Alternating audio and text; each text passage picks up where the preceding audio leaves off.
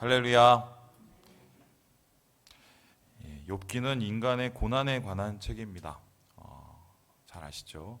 그런데 이제 문제가 있어요. 굉장히 큰데 인간의 고난이 도대체 어디서 시작이 되었고 무엇 때문에 나타나는지 그 이유가 정확히 드러나 있지 않습니다.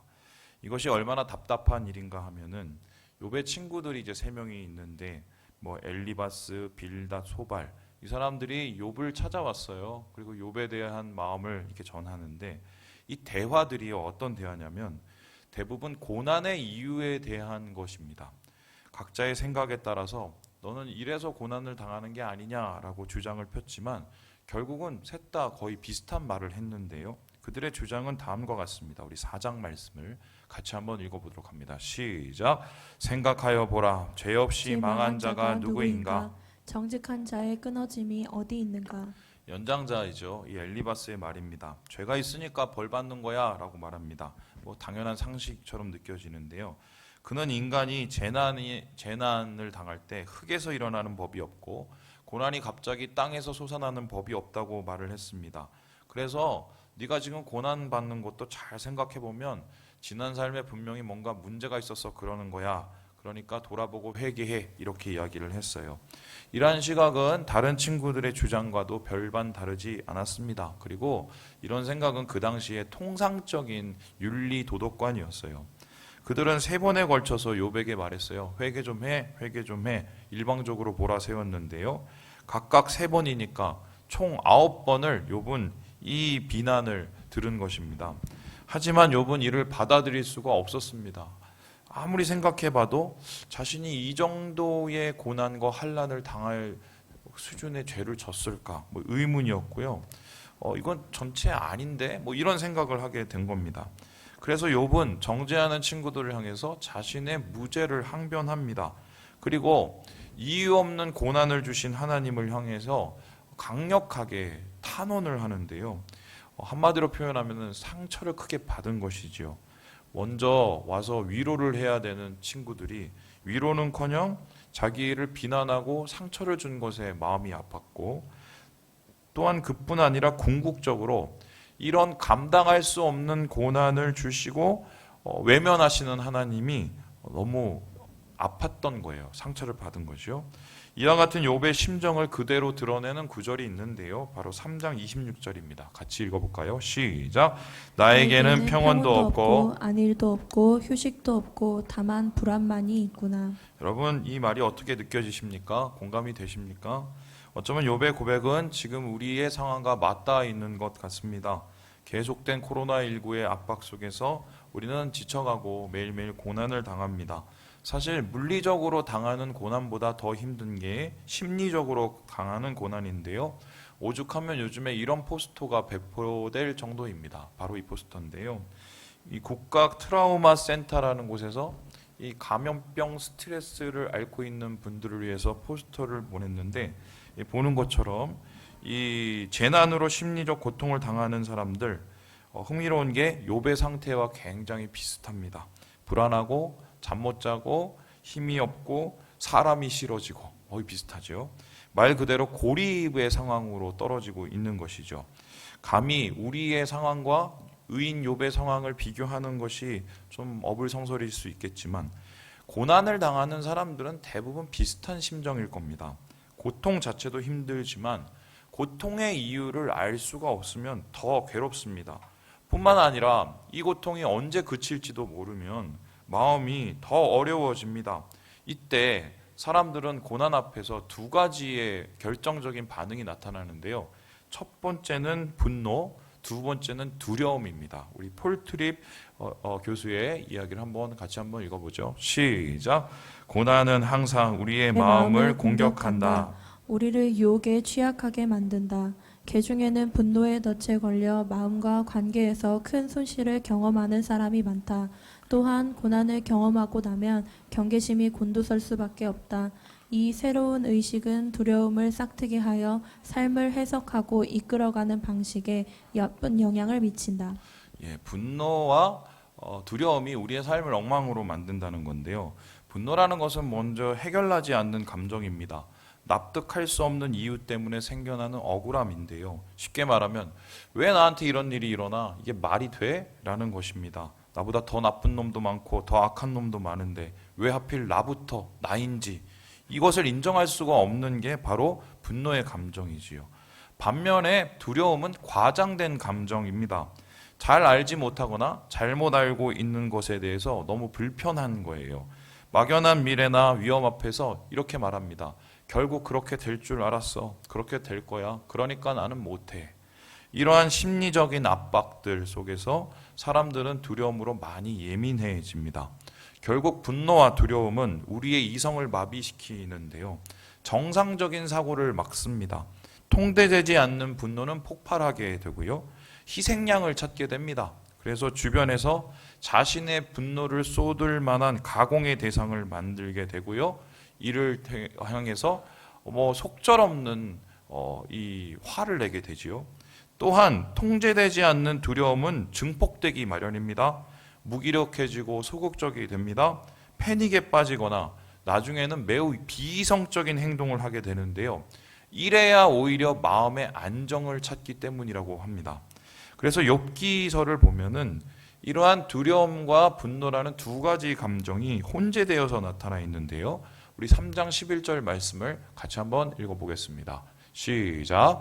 어찌하여 내가 태에서 죽어나오지 아니하였던가. 어찌하여 내 어머니가 해산할 때에 내가 숨지지 아니하였던가. 욥은 화가 납니다. 그래서 자신의 존재 자체를 부정하기까지 합니다. 사실 이 분노는 하나님을 향한 것이었죠.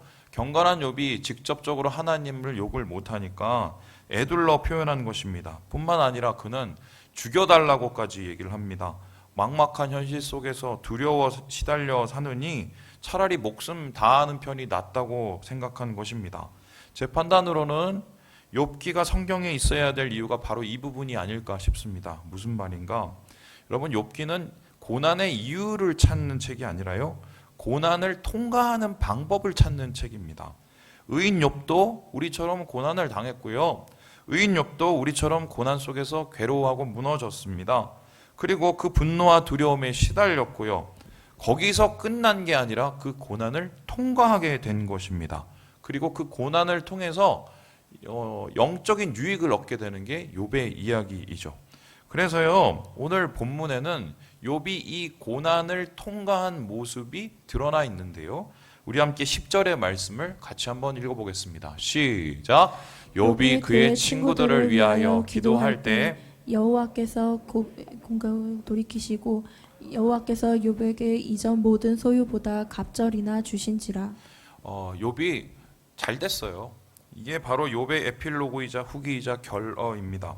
욥기를 쓴 사람은 욥기의 마무리를 하나님께서 욥의 공경을 돌이키셨다라고 말합니다. 많은 목사님들은 이 말보다 모든 소유보다 갑절로 주신지라 이 말을 더 좋아하지만 사실 여기서 중요한 말은 욥의 공경을 돌이키셨다는 말인데요. 여기서 돌이키다의 히브리어는 슈브예요. 이 말이 뭐냐? 좀 더 의미 있게 표현한다면 회복입니다. 회복. 그러니까 하나님께서 마지막에 욥을 고난으로부터 구해내시고 회복시키셨다는 것입니다. 욥은 갑작스러운 고난을 만났고요. 그 속에서 괴로워했고 무너졌습니다. 하지만 욥은 고난을 통과했습니다. 하나님의 회복을 누렸습니다. 제가 오늘 욥기 마지막 장에 주의를 기울이는 것은 바로 이 부분 때문인데요. 고난의 끝이 기록되어 있어요. 다시 말해서 우리처럼 힘들어하고 아파하고 무너졌던 욥이 어떻게 고난을 통과하고 어떻게 고난을 끝냈는지가 오늘 본문 속에서 나타나 있습니다. 물론 이 욥의 고난을 끝낸 것은 욥이 아닙니다. 하나님이 끝내주셨습니다. 고난의 기한이 차고 그 의미가 충족해졌을 때 하나님은 욥의 고난을 거두셨습니다. 그를 끌어내셨습니다. 그런데 여기서 주목할 게 뭐냐면 그냥 끌어낸 것이 아니라 욥이 이 고난을 통과하기 위해서 변화와 결단을 요구하셨다는 것입니다. 그래서 욥이 이러한 변화와 결단을 통해서 고난을 마무리함으로 모든 고난이 끝나게 되는 것입니다. 그렇다면은 이런 얘기가 되는데요. 우리는 고난의 끝을 잘 알 수 없죠. 이 코로나가 언제 끝날지를 잘 알 수 없어요. 내년에 백신이 나온다고 하는데 그게 정말 될지 안 될지도 잘 모르고 얼마일지도 모르고 우리나라에 몇 병이 나올지도 잘 모릅니다.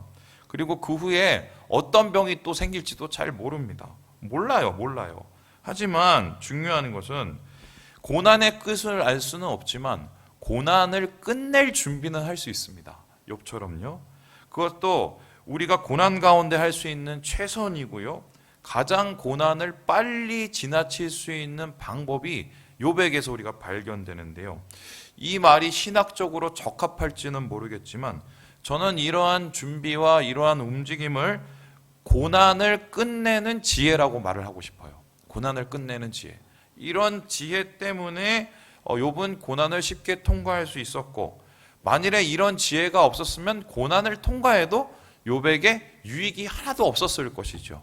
그래서 저는 본문에서 이 고난을 통과하는 욥의 모습을 보면서 세 가지의 변화를 감지하게 됩니다. 그가 선택했던, 그가 결단했던 세 가지의 지혜인데요. 그 첫 번째가 무엇이냐? 우리 같이 한번 읽어보도록 하겠습니다. 시작.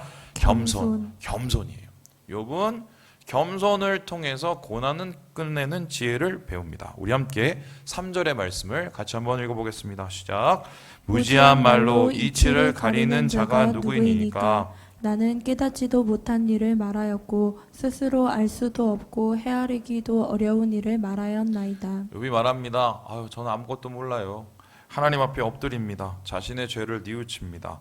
여기서 욥이 뉘우친 죄란 지난 삶 속에서 자기가 저지른 죄가 아니었습니다. 고난 속에서 잠시라도 하나님을 의심하고 원망했던 불신을 말하는 것입니다. 욥은 이유를 알 수 없는 고난, 납득할 수 없는 재난 때문에 화가 났지요. 그리고 그 분노를 하나님 앞에 돌리려 했습니다. 하지만 하나님은 이 분노에 대해서 다음과 같이 말씀을 하셨습니다. 우리 40장 8절을 함께 읽어보겠습니다. 시작. 내가 내 공의를 부인하려느냐? 내 의를 세우려고 나를 악하다 하겠느냐? 이 말씀 잘 살펴볼 필요가 있는데 때로는 나의 뜻, 나의 생각, 나의 판단이 하나님의 뜻과 배치될 때가 있습니다. 심지어는 세상의 상식과 하나님의 뜻이 다를 때도 있습니다. 인간이 어떻게든 하나님의 뜻을 찾으려고 노력을 하면은 또 하나님을 통해서 자신을 설득시켜 보려고 몸부림을 치지만 하나님은 인자에서 가르쳐는 주세요. 근데 가끔은 안 가르쳐 주실 때도 있어요. 그 이유가 뭐냐? 우리한테 말씀을 해줘도 이해를 못하고 헤아릴 수가 없기 때문이고 받아들이는 건 더 어렵기 때문인데요. 그래서 이때는 하나님을 신뢰하는 게 중요해요. 잘 몰라도 일단 신뢰부터 하고요. 신뢰를 하니까 그 다음에 순종을 하게 됩니다. 이것을 넘어서야 하나님을 가까이 하게 되고 하나님의 마음을 이해하게 되는데요. 욥이 5절에서 말했듯이 귀로 듣기만 하였사오나 이제는 눈으로 주를 배웁니다 라고 얘기한 것처럼 하나님을 이 고난을 통해서 자기의 뜻을 포기함을 통해서 겸손을 통해서 만나게 된 것입니다. 그렇습니다, 여러분. 신앙은 상식보다 우선입니다. 어거스틴이라는 신학자가 말한 것처럼 우리는 믿기 위해서 아는 것이 아니라 알기 위해서 믿습니다. 왜입니까? 우리는 인간이고 하나님은 하나님이시기 때문인데요. 하나님의 지혜를 인간이 모두 판단한다는 것 자체가 불가능입니다. 그래서 하나님을 만나고 하나님을 가까이 하기 위해서는 어떻게 해야 되느냐? 일단 믿고 봐야 돼요. 욥이 뉘우친 이유가 바로 이 때문인데요. 그는 먼저 믿지 못했어요. 자신의 생각으로 판단했어요. 겸손치 못한 겁니다. 이해할 수 없는 고난, 그래서 하나님에 대한 신뢰를 잠시 접어놓았습니다. 결국 고난은 우리에게 이런 메시지를 주는데요. 찬양 가사요, 아시죠? 나의 작음을 알고 그분의 크심을 알며. 그러니까 우리는 겸손을 통해서 하나님을 가까이 하는 것을 고난에서 얻게 됩니다. 고난을 끝낼 수 있는 단초가 바로 이 겸손인데요. 이에 대해서 찰스 스펄전 목사님은 다음과 같이 말합니다. 우리 같이 한번 읽어보죠. 시작. 욥은 자신의 한계를 인정했고 더 이상 이유를 묻거나 논쟁을 하고자 하지 않았다. 또한 그는 원망하는 마음을 품지 않았다. 그는 단지 회개할 뿐이었다. 그는 거룩하신 하나님 앞에서 자신의 참된 실상을 깨달았다. 스스로를 자신이 앉아있던 잿더미와 다름없는 존재라고 고백했다. 욥은 하나님의 의도를 깨닫고 온전히 회개했다. 그 결과 놀라운 축복을 받게 되었다. 욥이 고난 때문에 밑바닥까지 떨어진 거예요. 자신 안에 이런 불신의 씨앗이 있을진 상상도 못했는데 가라앉고 보니까 거기 자신의 교만이 있었고 겸손하지 못한 마음이 있었다는 걸 발견하게 된 것입니다. 때때로 제 주위에 있는 교인들을 보면 지나치게 이성적인 분들이 있어요. 참고로 말하면 저 역시도 그랬습니다. 따지는 거 엄청 좋아했고요. 그리고 정말 여러 가지로 이해할 수 없으면 끝까지 고민하는 스타일이 제 스타일이었는데요. 제 경험상으로는 이런 신앙은 분명히 한계가 있어요. 왜냐? 자신의 상식이 넘어서기 시작하고 자신의 뜻과 뭔가 맞지 않고 부딪히기 시작하면 그때는 화를 내고 포기합니다. 제가 그랬어요, 제가. 그래서요, 이것은요, 잘 생각을 해보면 이성을 가장한 교만이에요. 교만한 마음에는 은혜가 머물기가 힘들죠. 여러분 잘 아시죠? 코로나19가 무엇 때문에 시작되었든 누구의 죄 때문에 발응하게 되었든 중요한 게 아니에요. 지금 우리에게 중요한 것은 고난 가운데 있다는 것이고요. 나의 작음을 알고 그분의 크심을 인정하는 것입니다. 고난 속에서 무릎을 꿇어야 되고요. 우리의 한계를 인정해야 됩니다. 하나님의 주권을 받아들여야 됩니다. 그러면 임재를 체험합니다. 통과합니다. 그래서 저는 오늘 여러분께 이렇게 말하고 싶어요. 겸손한 자는 절대로 안 망해요. 망하질 않아요.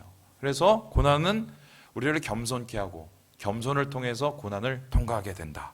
자, 둘째로 본문에 나타난 고난을 끝내는 지혜는 무엇일까? 우리 같이 한번 읽어봅니다. 시작. 용서. 용서를 통해서 하나님은 고난을 끝내기 원하십니다.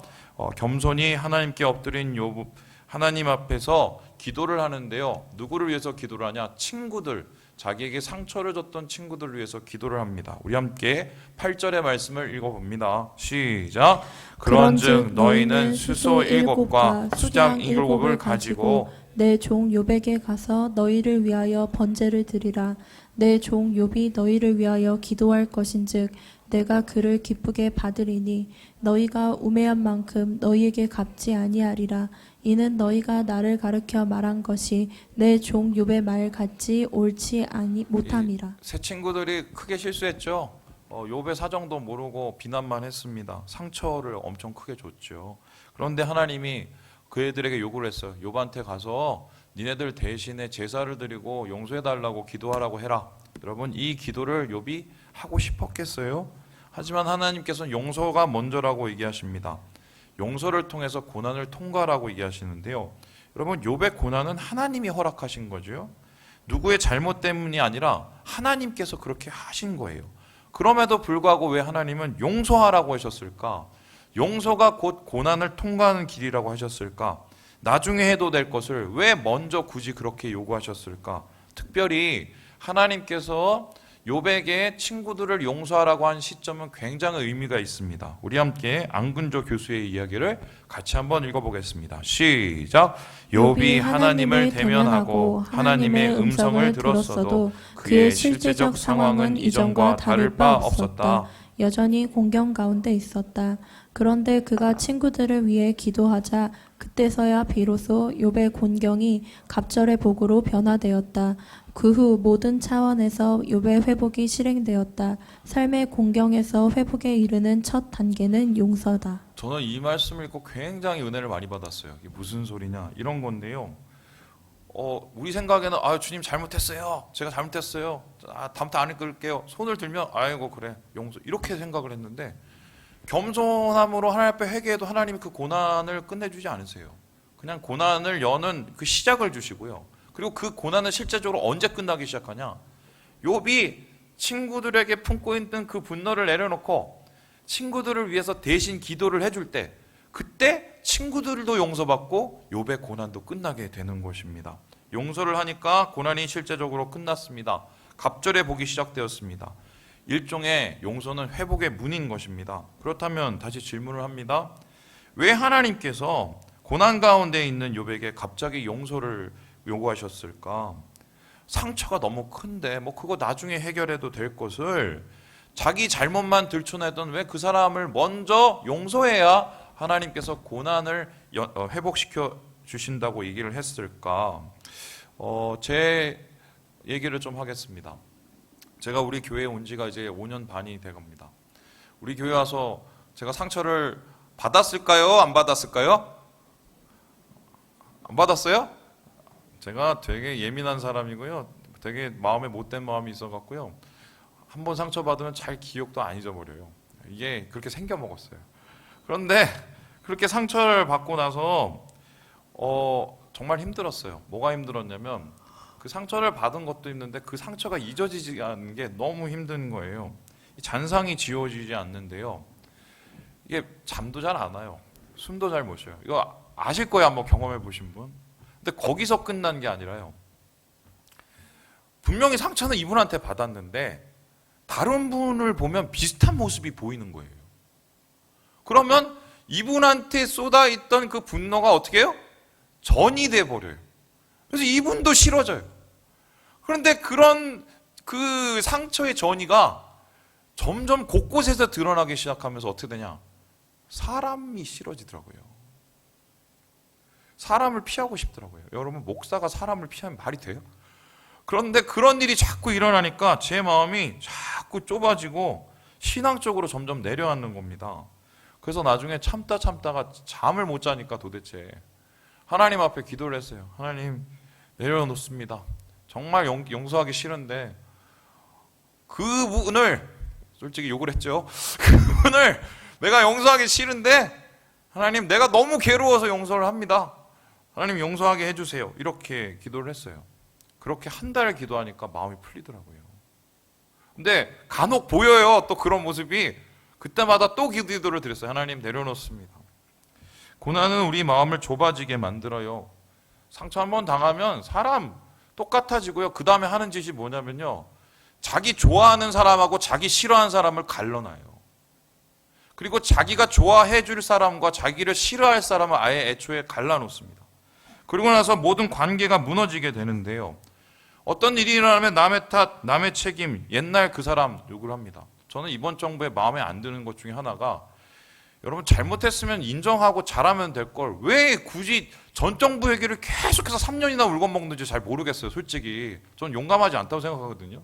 그런데 그런 일을 우리도 똑같이 하는 거예요. 그런데 하나님께서 원하시는 것은 좁은 마음이 아니죠. 열린 마음입니다. 왜요? 열려야 은혜가 흐르죠. 하나님이 부어주시는데 그거를 내 안에서 품고 있으면 썩어요. 썩어.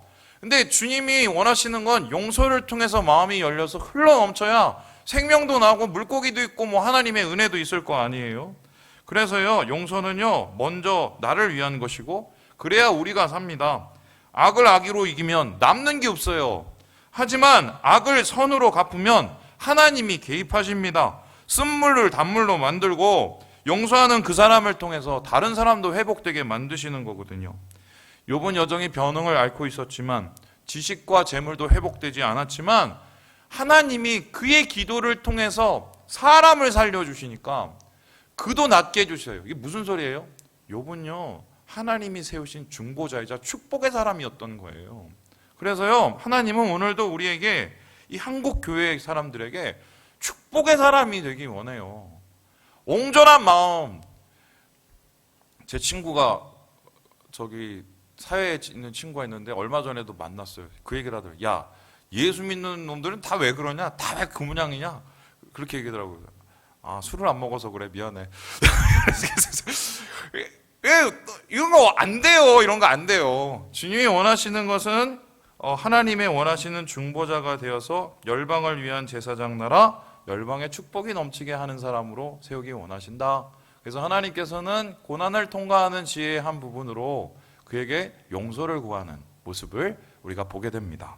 마지막으로 본문에 나타난 고난을 끝내는 지혜는 무엇일까? 우리 같이 한번 읽어보도록 합니다. 시작. 위로. 겸손히 낮아졌어요. 아이고, 하나님 불신했던 제 밑바닥을 고백합니다.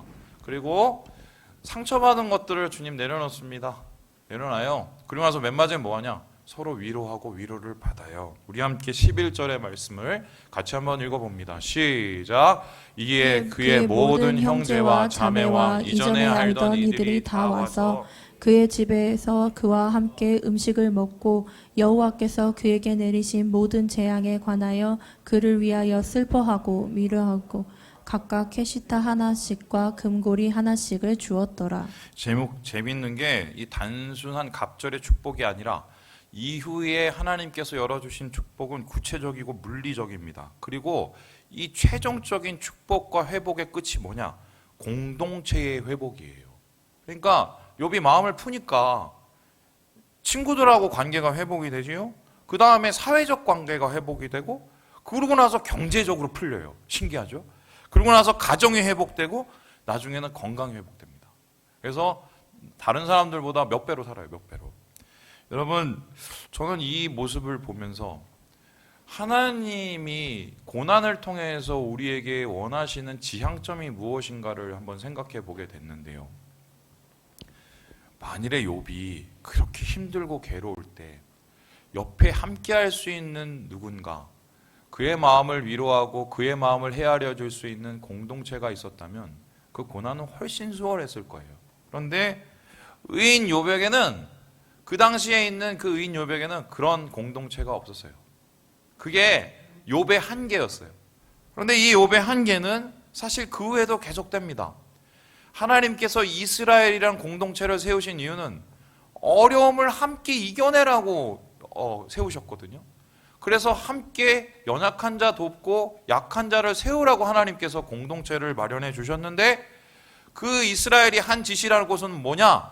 하나님의 의도와는 상관이 없이 자기만 잘 먹고 자기만 잘 살고 자기만 위로받기 원했어요. 여러분, 욥의 경우를 보듯이 이러한 공동체 없는 고난은 너무 힘들어요. 그래서 하나님께서는 이 고난의 끝에 관계를 완전히 회복시켜 주시고 함께 서로를 위로하고 공감할 수 있는 공동체를 열어주셨어요. 주위에 있는 친지들이 왔어요. 이렇게 얘기했어요. 아유, 그동안 얼마나 힘들었어. 미안해. 내가 찾아보지 못해서. 여기 또 마음을 열었겠죠? 아니에요. 괜찮아요. 이러한 서로 되는 위로와 공감을 통해서 이 사람들 가운데 어떻게 해요?